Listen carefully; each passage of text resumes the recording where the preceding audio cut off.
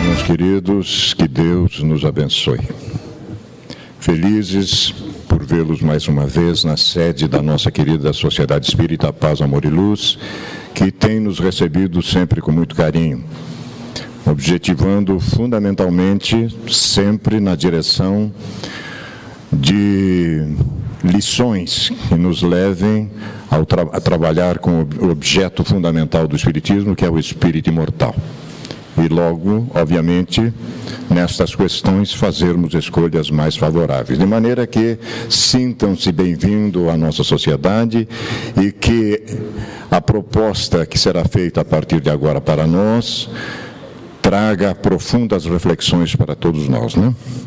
Nós vamos fazer a nossa prece, em seguida nós teremos uma pequena leitura introdutória que guarda a relação com a temática, e o nosso querido Claudemir Desto, trabalhador do Movimento Espírita Regional, vai nos conduzir nesta reflexão, conversando sobre suicídio.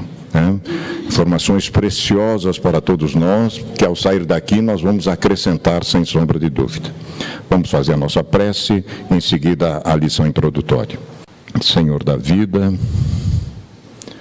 filhos vossos que somos todos nós, projeção do vosso amor infinito, na matéria desta vez, mais uma vez, e despertamos, enfim, para a nossa realidade intrínseca de espíritos imortais que somos. Verificando, obviamente, na tarefa de cada um de nós, a parte que deveremos suportar na obra infinita da criação, para que sejamos úteis a nós mesmos e projetando através da nossa postura e da nossa conduta, possibilidade de outras almas queridas despertarem e fazer o mesmo caminho na direção do vosso amor infinito.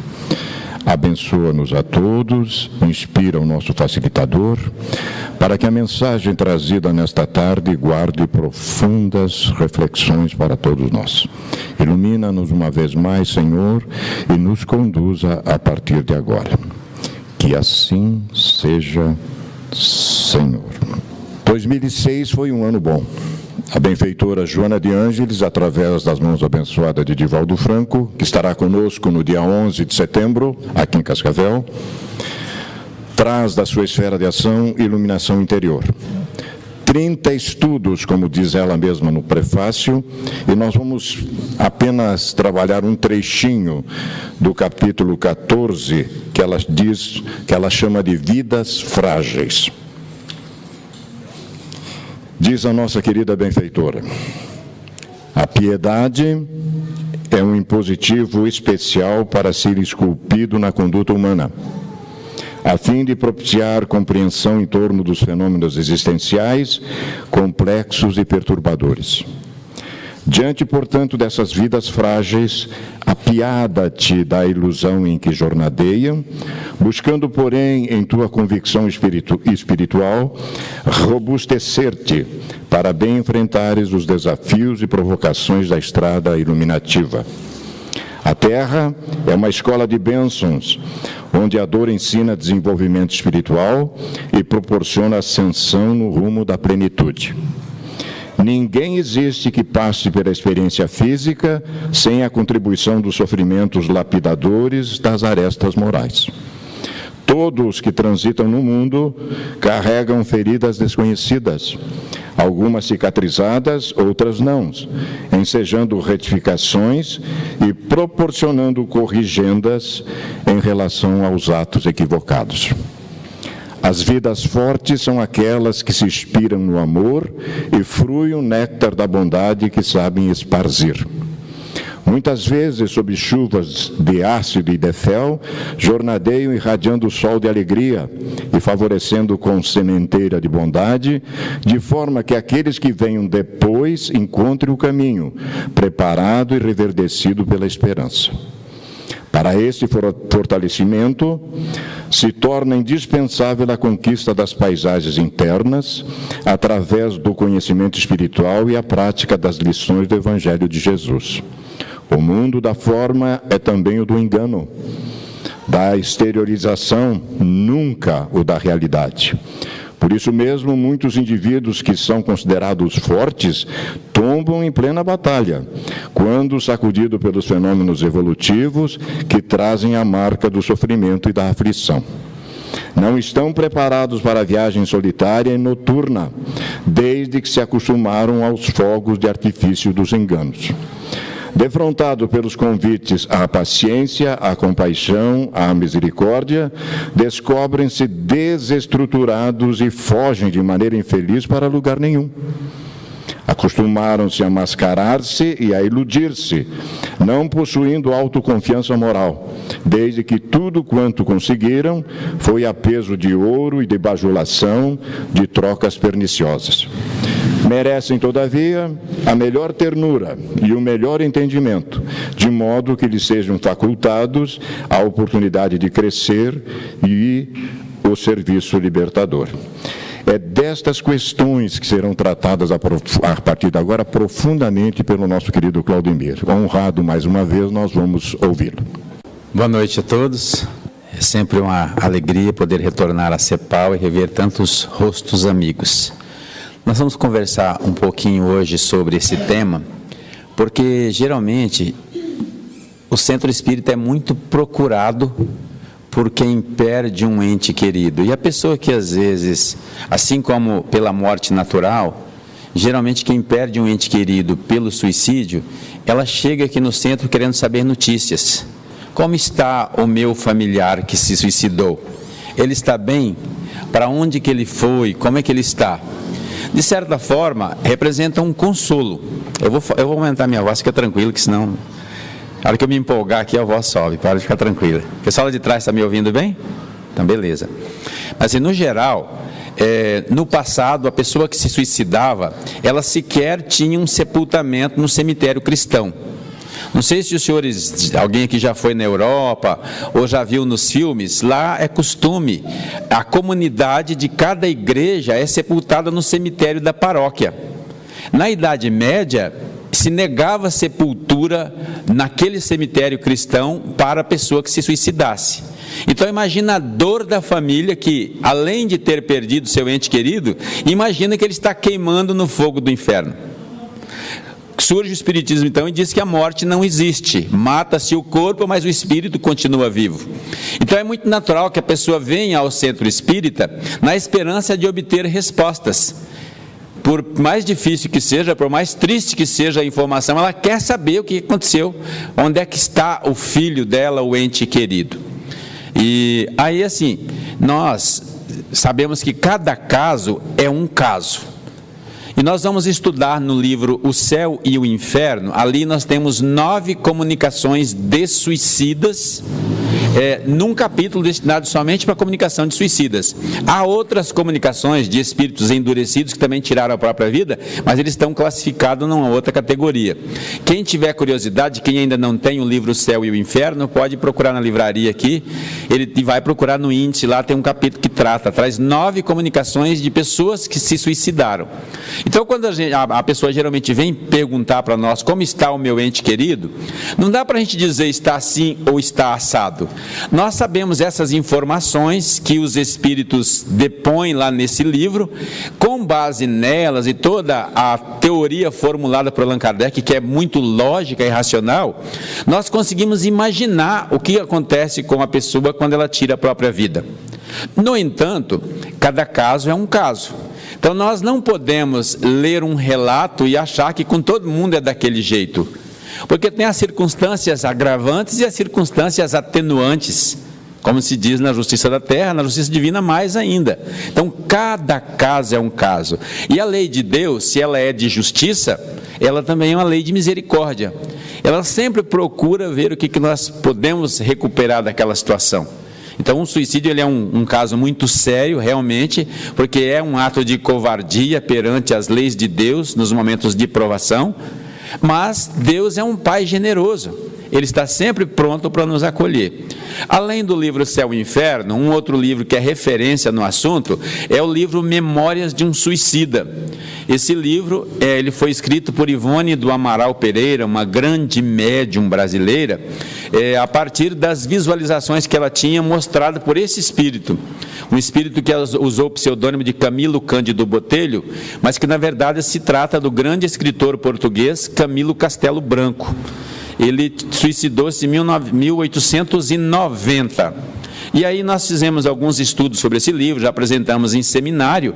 Não é o objetivo aqui, mas nós vamos extrair alguns trechos somente para dizer que, com base no que ele conta ali, nós conseguimos inferir o que acontece com a pessoa que tira a própria vida. Então, no caso dele, ele suicidou-se em 1º de junho de 1890.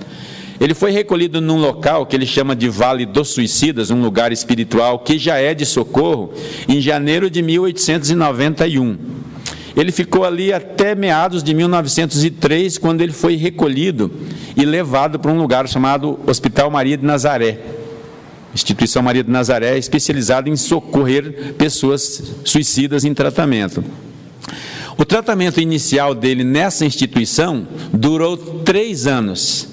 Aquela parte de recomposição do perispírito, de cicatrização da ferida do tiro que ele deu no ouvido e tudo mais. Em 1906, então, ele sai desse hospital e começa a trabalhar no mundo espiritual. Em 1910, ele vai para a cidade de Esperança para estudar, né? De 1926 até 1940, ele mostra as memórias dele para médium. E aqui a gente coloca mostra entre aspas, porque é bem isso. Ela não psicografava, ela se desdobrava e ele projetava para ela aquelas cenas do que ele vivia. Então imagina, depois ela volta do transe e escreve o que ela viu. É bem um mostrar. Tanto é que esse livro, ele teve uma interrupção na produção dele, ficou 3 anos parado, depois ela volta para terminar, e aí ele já tinha decidido reencarnar, tal, ele não quer mais mexer com o livro, ela pede ajuda por mais de 1 ano, pedindo ajuda de Leon Denis, que é um grande vulto do espiritismo. E esse espírito então vem e ajuda ela, ele reorganiza as anotações dela, e aí se publica esse livro então. Ele assume como enfermeiro no Hospital Maria de Nazaré em 1930, né? Em 1942, ele informa que ele está começando um curso de Esperanto, que é aquela língua artificial criada por Lázaro Luiz Zamenhof, e logo então ele se prepara para reencarnar. Então nós percebemos aqui que o tratamento, aliás, a permanência dele no mundo espiritual, passa de 40 anos depois que ele saiu do Vale dos Suicidas. E ele permanece no Vale dos Suicidas por mais de 10 anos, né? Na verdade, ele passa lá 13 anos no Vale dos Suicidas, até ele ser socorrido. Pois bem, o que ele conta para nós nesse livro? Ele fala que quando ele desperta no túmulo, ele está num estado de confusão mental extremamente complicada, porque ele não entende o que acontece com ele. Ele senta, vocês imaginam um cadáver em decomposição se sentando num caixão. Então ele fala assim, aqueles líquidos em putrefação, aquele odor, aquele sangue que escorria da cabeça dele, raízes assim, porque ele estava enterrado. A cena é pavorosa, nenhum filme de terror consegue reproduzir o que ele descreve. Tanto é que quando a gente vai ler o livro, eu sempre falo, aguenta firme até a página 80, mais ou menos, que depois de lá, aí fica bem mais fácil. Até essa página, ela é muito pesada, de fato, porque ele vai descrevendo cena por cena. Então ele fala do trauma, da dor, confusão mental, porque ele achava que tinha morrido, no entanto ele se sentia vivo. E aí tenta ir para a casa dele, os espíritos zombam da situação dele por ter tirado a própria vida, até que, naquele período que ele ficou por ali perambulando, ele é juntado, junto com outros suicidas, e ele é levado para um lugar, como se fosse um monte de animais. Ele fala de espíritos conduzindo eles, uma longa caminhada, até que ele chega num lugar que ele chama de Vale dos Suicidas. Esse vale, ele fala que parece assim, crateras de vulcões extintos, aquelas paredes negras enormes, aqueles labirintos, aquelas coisas esquisitas que ele não consegue explicar. Não sabe se é no centro da terra, se é debaixo do mar, é tudo escuro, tudo esquisito, né? E o interessante aqui é que quando a pessoa se suicida, segundo o que ele comenta, Quando nós morremos, nós desatamos os laços fluídicos que nos ligam ao corpo. Quando a pessoa se suicida, ela arrebenta esse laço e ela fica ainda com fluido vital. Quando nós vamos reencarnar, é feito um planejamento. Então, digamos que planejamos viver aqui 80 anos, digamos. Nós recebemos uma dose de fluido vital inicial e um motorzinho para produzir mais fluido vital. Então nós vamos comendo, respirando, dormindo, essa maquininha nossa vai produzindo. Mas ela está com uma programação para durar 80 anos. Se a pessoa extingue a vida, tira a própria vida, aquele fluido vital fica impregnado nela. Então ele conta que os 13 anos que ele ficou lá no Vale dos Suicidas foi o tempo suficiente para extinguir aquele fluido vital. Só então ele foi socorrido. E ele conta assim que ele, no vale ele via as pessoas arrastando aquele, parece um fio elétrico, soltando faísca. É bem curioso assim, bizarro, né, na expressão dele. Mas ele se sentia um morto-vivo, porque ele sentia o sangramento no ouvido, ele sentia toda aquela decomposição cadavérica e estava vivo. E naquela loucura, está vivo ou está morto? Como que é isso? Vocês já imaginaram? Que coisa esquisita, né? Ele comenta que eles fazem os tratamentos no mundo espiritual, lá nesse Hospital Maria de Nazaré, mas é muito frequente eles trazerem os espíritos suicidas para serem socorridos no centro espírita. Ele fala que as reuniões que a gente faz, as preces, elas têm um impacto muito positivo sobre o corpo espiritual do suicida. Funciona como se fosse, faz uma prece para a pessoa, para ela como se ela recebesse um curativo ali. O que me chama mais atenção nesse livro é a gente perceber a bondade divina se esforçando para que essas pessoas se tratem e se curem. A pessoa faz um tratamento no plano espiritual e depois ela prepara para reencarnar novamente. Se esse tratamento for muito bem feito lá no mundo espiritual, ela consegue ter uma vida aparentemente normal aqui, sem sequelas. Mas tem gente que não dá conta. Tem gente que fica tão traumatizado com o ato do suicídio que ele precisa reencarnar urgentemente. E às vezes ele reencarna num corpo que está fadado ao fracasso. Vai ser abortado espontaneamente. E aqui eu queria fazer um parêntese. No centro espírita, eles levam os espíritos suicidas para se manifestar, porque quando ele entra em contato com o psiquismo do médium, é como se o psiquismo do médium ajudasse a recompor o corpo espiritual da pessoa. Ele até descreve o caso de uma pessoa que havia se atirado debaixo das rodas de um trem, e o corpo espiritual dela estava todo esfacelado. Então ele descreve que quando o espírito se comunica no centro espírita, ele sai juntando tudo que está em cima da mesa, livro, gravador, vem tudo, porque ele está pensando que está juntando os pedaços do próprio corpo para se compor. Mas como o perispírito do médium está perfeito, ele se ajusta ali como se fosse um molde. Então aqueles minutos que ele fica em contato, em comunicação mediúnica, ajuda a produzir uma sensação de bem-estar, que leva ele a dormir, a acalmar, e aí então os benfeitores levam para o socorro no mundo espiritual. Lembrando sempre, tá, gente, que cada caso é um caso, tá? Lembrando sempre, cada caso, tem gente que não vai para esse vale, vai direto para o hospital lá, para ser tratado. Ele conta todos esses casos no livro, tem vários detalhes. Então, a reunião mediúnica ela é muito importante. E assim, tem casos que não resolve nem com a reunião mediúnica. Ou faz esse primeiro socorro com a reunião mediúnica, em seguida, às vezes a pessoa não consegue lidar com essa ação, com essa situação no mundo espiritual, eles providenciam a reencarnação dela imediata. Então coloca ela junto com aquela mãe que às vezes também está num processo de resgate, está com dificuldade para engravidar, e ele se liga àquele embriãozinho, vai formar um novo corpo. Aí as leis da genética, da embriologia ali, ela vai fazer com que o molde formado pelo próprio corpo físico ajude a modelar novamente o perispírito daquele espírito.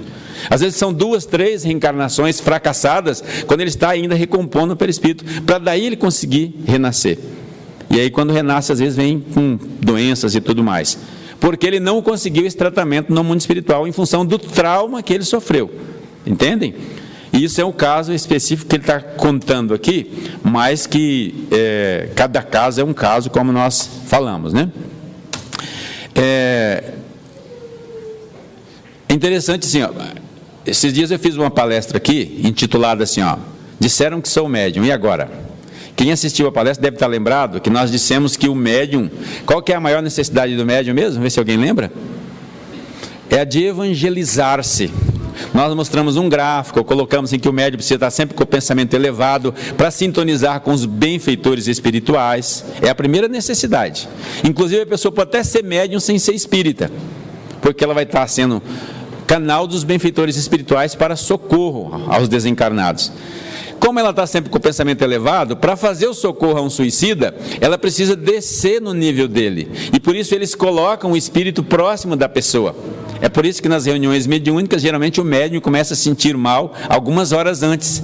Porque os benfeitores colocam aquele espírito que vai se comunicar para fazer a tal da afinização fluídica, que é o quê? É o médium percebendo a vibração do espírito e adequando a vibração dele para conseguir fazer a comunicação. No caso do suicida, o médium, então, ele sente mal-estar, amargura, inquietude, insônia, perda de apetite. Tudo isso pode levar o médium a sentir em função da proximidade com o espírito suicida. Mas o médium, ele é consultado antes dessa atribuição. Geralmente, durante o sono, em desdobramento, os benfeitores consultam o médium se ele concorda em participar desse trabalho, porque é um trabalho realmente delicado. A gente nota nas reuniões mediúnicas que não são todos os médiuns que dão passividade para suicidas. Parece que tem alguns que são especializados, porque eles assumiram esse compromisso. É uma tarefa dolorida, de sofrimento para o médium, implica algum sofrimento para ele, né? Muito bem. Naquele momento que antecede a reunião mediúnica, assim como aqui agora, se nós tivéssemos suicidas presentes, é possível até que tenha, desencarnados, à medida que nós vamos falando da lição do Evangelho, os benfeitores vão compondo imagens para facilitar o socorro. E os espíritos, então, vendo aquele colorido especial, aqueles movimentos que as ideias vão tomando, para eles fica mais fácil de conseguir compreender o tema, né? Já falei isso aqui, vocês me desculpem que eu fico empolgado, daí eu acabo atropelando os slides, tá? Na reunião mediúnica, o que eles fazem às vezes? E aqui é uma coisa importante, tá? Geralmente na reunião mediúnica, quando o espírito se comunica, nem sempre nós dizemos para ele que ele está desencarnado, porque às vezes é um choque. Imagina qualquer um de nós aqui. Chega num lugar aí, entra imagina que você encontre comigo e fala, você está morto. Não dá um susto? O cara está meio confuso assim, acordou de repente, encontra, não, você está morto. Imagina o espírito que chega na reunião mediúnica e fala, você está morto. É um choque. Então a gente tem todo um tato para tratar dessa questão e nem sempre a gente fala que ele está desencarnado. Mas no caso do suicida a gente fala. É para isso que os benfeitores trazem eles, porque eles naquela situação de trauma que alguns estão e não conseguem ouvir, se submeter ao tratamento espiritual, eles trazem porque daí a gente vai falar para ele, olha, você morreu, você não tem mais o corpo físico, não precisa ficar nessa confusão, seu corpo morreu, então você precisa agora aceitar o tratamento, porque você não vai conseguir voltar mais para o corpo, e aquele corpo não existe mais, já se decompôs. E aí falar para o suicida é muito importante e é libertador, porque ele está sempre achando que ele está louco. O que aconteceu comigo? Estou morto, não estou? Né? Achou que ia tirar a vida, não tirou. Eles geralmente fazem regressões de memória e mostra a cena do velório, mostra o ato o ato fatal que tirou a vida dele, o velório, o enterro, para daí ele acreditar. E se ele não vê, às vezes eles não conseguem acreditar também, né? Uma informação importante que o Camilo fala nesse livro é que a situação do suicida toxicômano é mais complicada. Aquele que toma uma overdose lá, que se mata, né? Por quê? Porque ele está se matando aos poucos. E então ele destrói o corpo com uma profunda repercussão no perispírito. Aliás, o toxicômano é um caso à parte. Nós tínhamos um trabalho que a gente fazia no hospital universitário aqui, alguns trabalhadores do nosso centro espírita, junto com gente aqui da CEPAL, da SEAC, ia uma vez por semana evangelizar os jovens que são internados lá. Cada lote, cada grupo de jovens fica por 40 dias, depois eles voltam para a cidade de origem, para suas casas. E aí esse grupo ia lá fazer evangelização com essas crianças. E alguns eram membros do nosso grupo mediúnico. E aí começou a se comunicar espíritos de pessoas drogadas no mediúnico. É uma das mais difíceis da gente fazer psicoterapia com eles, porque eles não querem nada com nada, entende? Então, se você analisar que o toxicômano perde totalmente a vontade de viver, de lutar, ele quer ficar o tempo todo naquele estado alterado, produzido pela droga, é realmente um problema muito sério, com profundas repercussões no perispírito. Esse caso o Camilo chama atenção lá. Mas assim como tem um caso toxicômano, ele deixa muito claro que cada caso é um caso. Aí aquela pessoa que se suicidou por amor, aquela pessoa que se suicidou por dever, né? Aquela que se suicidou por orgulho, mas estava preservando a família. Assim. São tantas as explicações e cada caso é um caso, cada situação tem um peso ali que é levado em consideração. Então a gente tem sempre que orar, ao invés de julgar, entender que os benfeitores estão ali para nos auxiliar. Quando um espírito se suicida, ele não conseguiu tocar aquela prova para frente. Não cabe a gente julgar, chamar ele de covarde, de mole, ou disso ou daquilo. Temos que orar, dar todo o apoio para ele conseguir voltar, para ele conseguir se superar e conseguir o tratamento, né? O que eu acho muito importante nesse livro é essa certeza que nós temos de que, se a pessoa fizer um bom tratamento no mundo espiritual, ela reencarna aqui sem sequelas. Aquela história que a gente já ouviu tantas vezes no centro espírita, que se a pessoa se suicidar de tal maneira, ela vai nascer com tal problema. Se ela se suicidar de tal forma, ela vai nascer com tal problema. Não é bem assim. Cada caso é um caso. A lesão que a pessoa traz, a deficiência, é um processo de tratamento.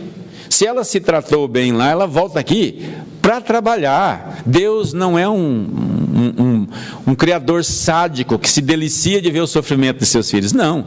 Ele quer que nós evoluamos, que nós aprendamos. Então, se eu faço um bom tratamento lá e volto aqui, vou passar pelas provações, é natural. Naquela época em que eu me suicidei, eu vou sentir novamente um impulso muito forte, vou tentar me suicidar, isso é recorrente. Tem casos de pessoa que se suicidou uma vez, duas vezes, três vezes. A própria Ivone do Amaral Pereira, ela suicidou várias reencarnações consecutivas. Essa última reencarnação dela aqui era uma expiação por conta das diversos suicídios que ela teve. Ela é um exemplo típico, não tinha deficiência nenhuma. Perfeita, embora tenha tido muitos suicídios. Então a gente vê assim que cada caso é um caso. E a gente não precisa ficar pensando, meu filho, meu parente se suicidou, está lá sofrendo.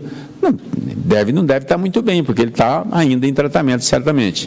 Mas ele vai ser atendido, vai ser amparado, o caso dele é analisado em todas as minúcias, vai reencarnar, porque Deus é bom, dá uma nova oportunidade. Tomara que ele faça um bom tratamento, assimile e consiga voltar bem para cá. Porque Deus quer que a gente trabalhe, que a gente contribua, não que a gente fique sofrendo. O sofrimento por si só não tem utilidade nenhuma. Pensa. Sempre gosto de usar uma figura de linguagem. E aí, eu estou vendo aqui alguns psicólogos na sala, a gente sabe que o sentimento de culpa é um problema seríssimo. A lei de Deus está gravada na nossa consciência, e quando a gente faz uma coisa errada, que transgride essa lei, a gente fica se sentindo culpado e a gente se pune daí. Mas se sentir culpado só não resolve nada. Que adianta eu ficar querendo me punir, como é o caso do suicida também? Eu sempre gosto de usar aquela figura de linguagem. O cidadão foi lá, destruiu uma ponte que ligava uma ilha no continente. O pessoal da ilha está morrendo agora, porque não tem mais acesso ao continente. Adianta a pessoa ficar lá se punindo, querendo se queimar no inferno? Ou nascer aleijado? Não é melhor ela nascer perfeita e reconstruir a ponte? Vai esfolar o ombro carregando pedra, fazendo massa, nadando, talvez vai passar a vida inteira trabalhando para fazer a ponte de novo. Fez a ponte, beleza. Não é muito mais útil do que ela ficar sofrendo? E aquela comunidade lá aqui? Então, esse é um raciocínio muito claro, meridiano, para a gente entender. Muito bem. Então, a pessoa chegou aqui no centro querendo desabafar, querendo saber, ou conversou com a gente na rua. Como que a gente conversa com a pessoa? Como nós podemos confortar alguém da família no luto pelo suicídio? É dos mais difíceis de vivenciar esse tipo de luto. Porque quando você perde a pessoa num acidente, uma morte natural, uma doença, é diferente, você está esperando. Agora, no suicídio, tem toda aquela carga que traz. Inclusive, o historiador francês Philippe Arrier, ele faz uma frase bem interessante. Ele diz assim, no suicídio, em função do estigma, há uma falha no suporte social ao enlutado, trazendo uma mágoa por não poder, não querer ou não conseguir expressar os sentimentos. A sociedade não consegue confortar pessoa que perdeu um ente querido pelo suicídio? O que você vai falar para a pessoa? E aí essa pessoa fica com esse buraco no peito, né? Sem saber a quem falar, como falar, se falar. Porque ele carrega um baita de um sentimento de culpa, é muito frequente. Você pode conversar com a pessoa que tem suicídio na família. Geralmente, já pode até já ter superado, mas lá no início a pessoa ficava se culpando, porque ela está muito presa nos ses e nos porquês. Ah, se eu tivesse prestado mais atenção. Ah, se eu tivesse ouvido aquela queixa. Por que eu não olhei mais? Por que eu não dei isso? Por que... Não resolve nada, né? Porque a gente fica perguntando, mas o único que pode dar as respostas já se foi. Não vai voltar para dar essas respostas agora. Então, assim, superar esse sentimento de culpa e tocar para frente é muito importante. Uma coisa muito frequente também é que as pessoas, elas adotam um mecanismo de defesa, negando o suicídio. É mais fácil de lidar com essa perda se eu botar na minha cabeça, não, foi um acidente, não foi suicídio. Ah, ele tomou remédio porque ele estava dopado, tomou demais, não sabia, pensou que era outra coisa. Pode até ser. Ah, não, ele bateu o carro porque, né, deve ter tido um ataque cardíaco, alguma coisa. Não foi um acidente. Então a gente sempre, é muito comum essa fala, né? Mas o enlutado, ele sofre, primeiro, pela falta de explicação do ocorrido. A gente sempre quer entender, né? Por que a pessoa tirou a vida? Parece que eu sempre dei tudo, dei amor, dei carinho, dei atenção. A falta de explicação é sério. O julgamento por parte da sociedade que não aceita e acaba rotulando a família, portanto, aqueles que ficaram. Rotula a família como desestruturada, como incapaz, como desajustada ou desequilibrada.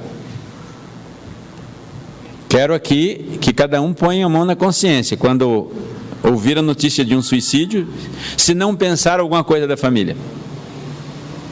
A gente não pensa, é uma família, mas a gente sempre pensa assim, não sei não, deve ter alguma coisa. Será que esse pai não cobrou demais? Será que esse pai não fez muita pressão? Será que esse jovem estava pronto para escolher a profissão nessa idade? Será que não estava realizando o sonho do pai? Então, a gente julga, é natural isso. Então esse é um sofrimento para o enlutado, porque ele sabe. E às vezes até na maneira como a pessoa vem cumprimentar, quando vem, ela expressa de alguma forma esse julgamento. Por isso é um sofrimento. As pessoas às vezes acabam mais fugindo do contato para não ter que ficar explicando ou escutando perguntas que ela não sabe responder também, né? O sentimento de culpa que ela carrega, nós falamos no slide anterior, e a pior de todas as dores, a ausência de quem se foi. Porque pior do que a falta de resposta, o sentimento de culpa, é você não ter mais do seu lado aquela pessoa que você ama tanto. Lidar com essa falta é muito grande, né?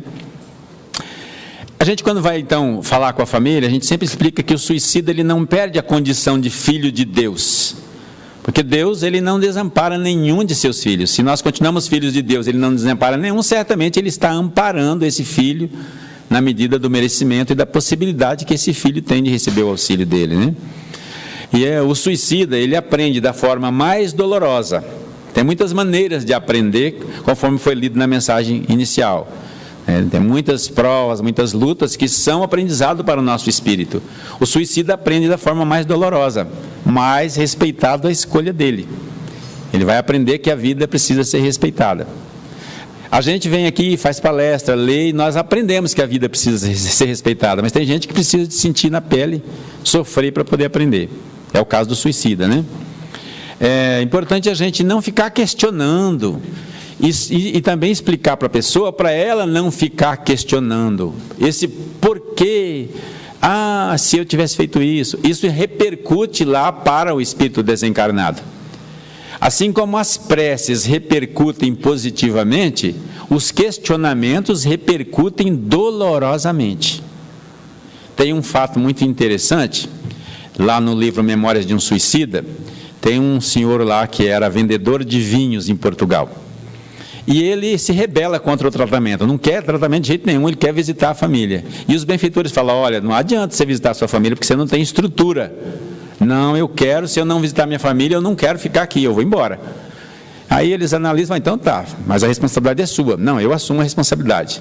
Ele prepara um ramalhete de flores e vai. E quando ele chega lá, para visitar os filhinhos dele, que eram crianças. Ele esqueceu que tinham se passado mais de 15 anos, no caso desse espírito. Ele chega, né, os filhos dele estão todos adultos. Ele vai procurar primeiro o filho dele. E quando ele chega, o filho dele está preso numa prisão terrível lá de Portugal. E o filho, quando sente a presença do pai, pelo pensamento, intuitivamente ele começa a pensar: ah, meu pai, por que nos deixaste? Se tu estivesse aqui, a minha vida seria totalmente diferente. Eu teria tido o seu ombro amigo, os seus conselhos paternais. Por que, meu pai, tu fostes tão covarde? E aquilo repercutia nele como punhaladas, ouvindo o filho falando. E aí, quando ele quer abraçar o filho para chorar, para pedir perdão, os benfeitores tiram, porque se ele ficar próximo do filho por mais tempo, o próprio filho pode se suicidar. Daí ele não, então ele vai ver lá a filhinha dele, a Margaridinha, e vai procurar ela. Chega, ela está no cais.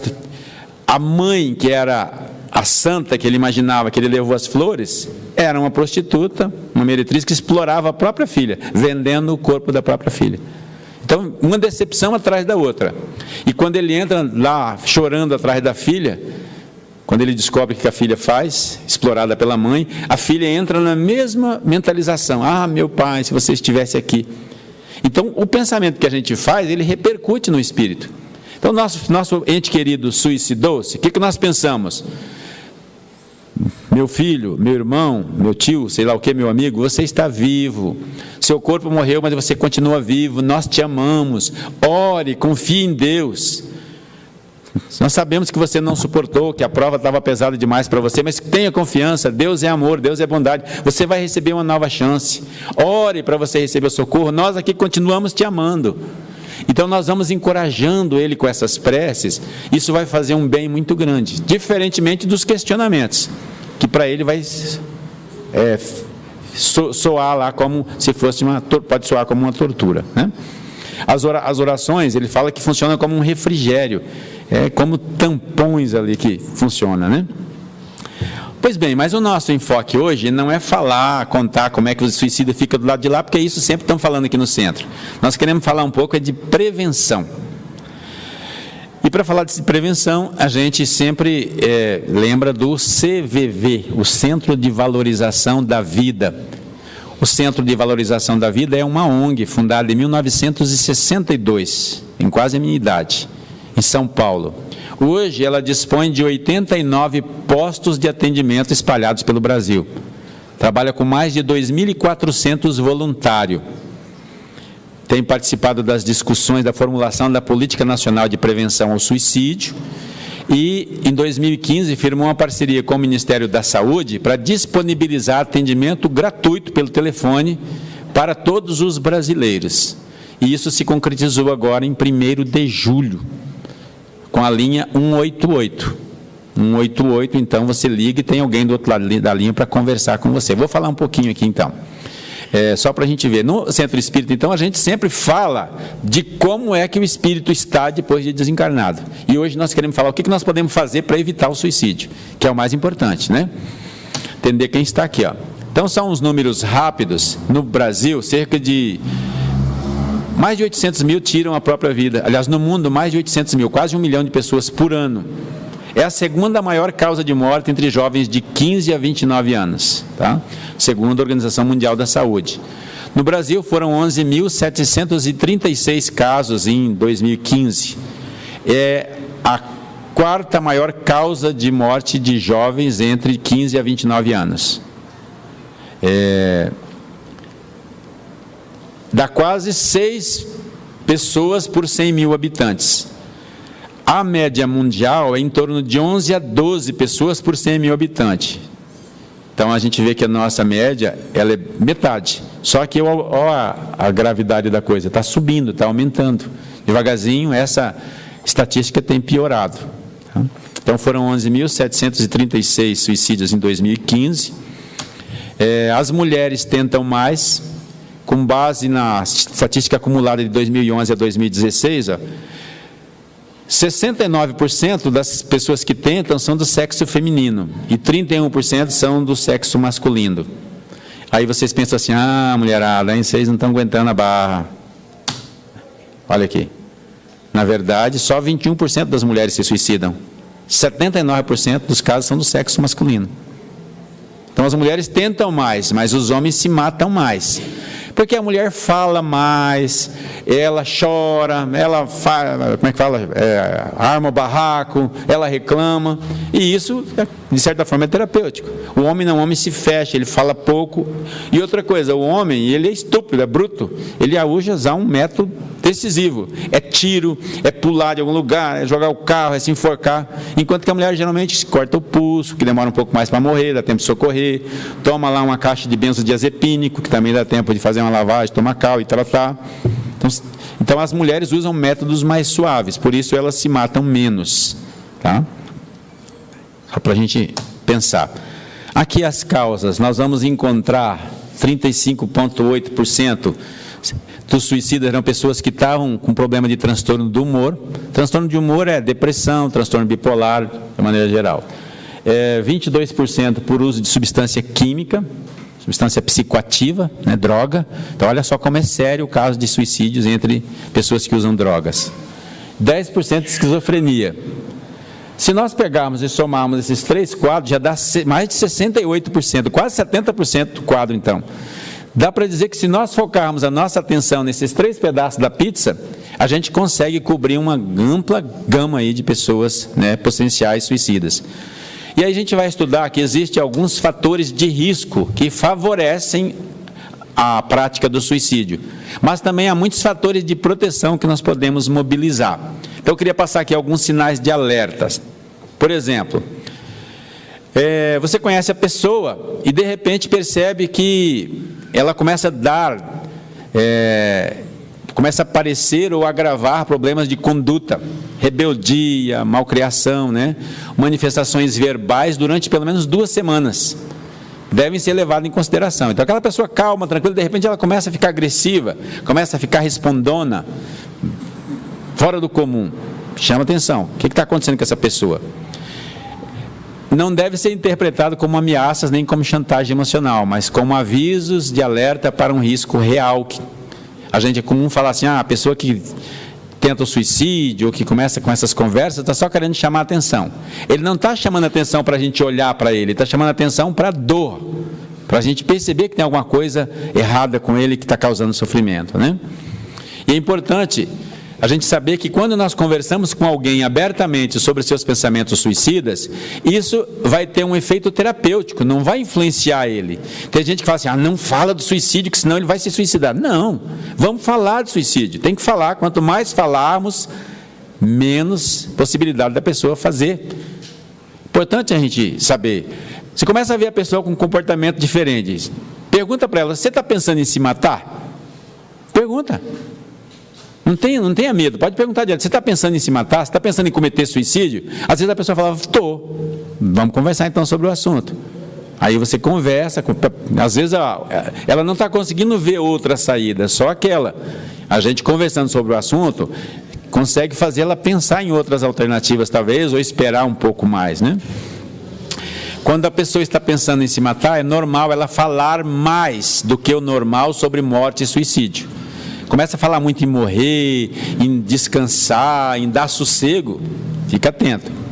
Quando ela começa a falar que não tem mais esperanças, ou que ela se sente muito mal porque carrega uma culpa, que a culpa dela não tem perdão, quando ela começa a se achar muito para baixo, sem autoestima, que ela é burra, que ela é feia, que ela não gosta de tal parte do corpo, começa a falar demais disso, né? Uma visão negativa da vida e do futuro, acende a luz amarela também.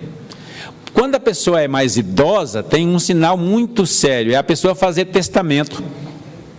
De repente, ela não está doente, vou fazer meu testamento. Ou começa a procurar a seguradora para fazer a pólice de seguro. Ela está pensando em deixar a família arrumada. E é muito comum, por exemplo, a pessoa descobre que tem uma doença, um câncer, que ainda assusta muita gente. E a gente sabe que o câncer diagnosticado precocemente, quase 100% de chance de cura. Mesmo diagnosticado tardiamente, hoje tem muito tratamento que já não mata mais como antigamente. Uma AIDS ou uma outra doença degenerativa, a pessoa às vezes, já numa certa idade, ela tem dificuldade de lidar com isso. E ela começa a pensar em fugir. Especialmente uma doença neurodegenerativa, Alzheimer, Parkinson, uma esclerose lateral amiotrófica, uma esclerose múltipla, que a pessoa vai depender dos outros, a pessoa às vezes não consegue pensar nessa possibilidade. Então ela fala, eu vou ser um peso para a minha família. Então não. Daí ela começa a pensar em suicídio e começa a planejar. Então, quando ela faz testamento ou seguro de vida, acenda a luzinha, chama essa pessoa para conversar, porque ela pode estar pensando bobagem. Pessoa que às vezes perdeu um emprego, não está conseguindo mais se colocar, está indo no auge da sua vitalidade, para ela lidar com a dependência, depender de outra pessoa para prover suas necessidades, é muito humilhante, a pessoa às vezes não consegue lidar com isso direito. Uma separação conjugal, uma traição, infidelidade, tudo isso, umas pessoas lidam com muita tranquilidade, mas outras consideram isso insuportável e às vezes começam a pensar em fugir pela porta falsa do suicídio. Porta falsa porque o suicídio, ele é uma solução definitiva para um problema passageiro, um problema temporário. O suicídio não tem mais volta, mas o problema, qualquer que seja ele, tem solução. Quer ver expressão de ideias que indicam intenções suicidas? A pessoa fala assim, vou desaparecer, porque uns dias vocês vão ver, eu vou desaparecer. Eu vou deixar vocês em paz. Eu queria poder dormir e nunca mais acordar. É inútil tentar fazer algo para mudar, eu só quero me matar. Tudo isso são falas que estão indicando uma ideação suicida. É normal a pessoa também se isolar, não atende mais telefone, não se comunica mais nas redes sociais, não posta mais nada no Facebook, se afasta dos amigos, não sai mais de casa, se tranca no quarto às vezes, né? Então, especialmente, deixa de fazer aquelas coisas que elas gostavam de fazer, é sinal de alerta, tem que ficar atento. Se nós falamos que é a quarta maior causa de mortes de jovens no Brasil entre 15 e 29 anos, então vamos olhar quem tem jovens em casa, preste atenção nesses comportamentos.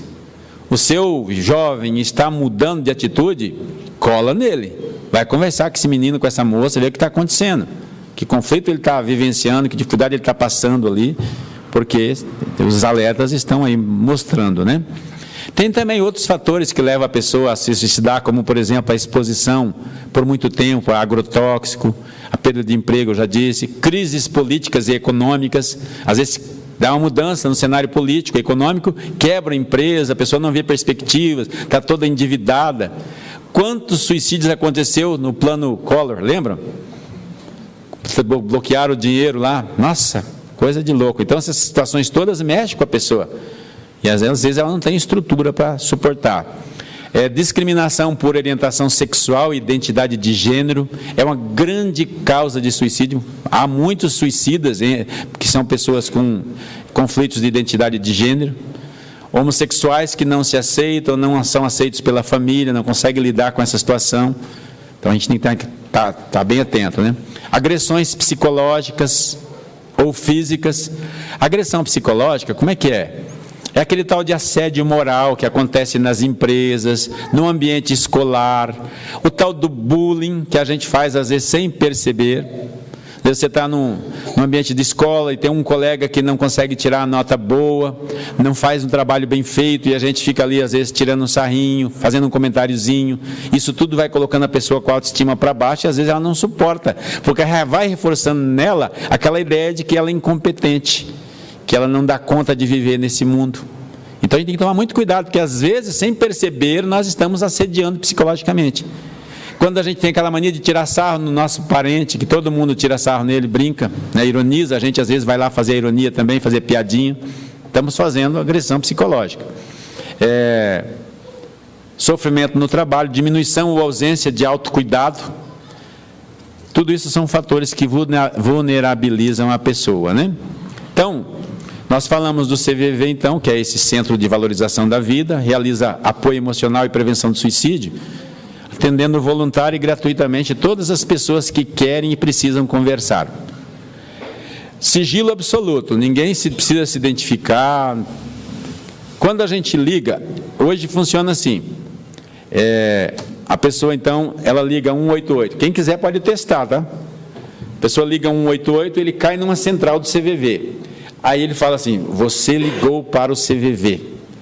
e tarari, tarará. Uma mensagenzinha institucional. Enquanto está rodando essa mensagem, o computador está procurando nos 89 postos espalhados pelo Brasil, o primeiro voluntário disponível que ele encontra, ele transfere a ligação.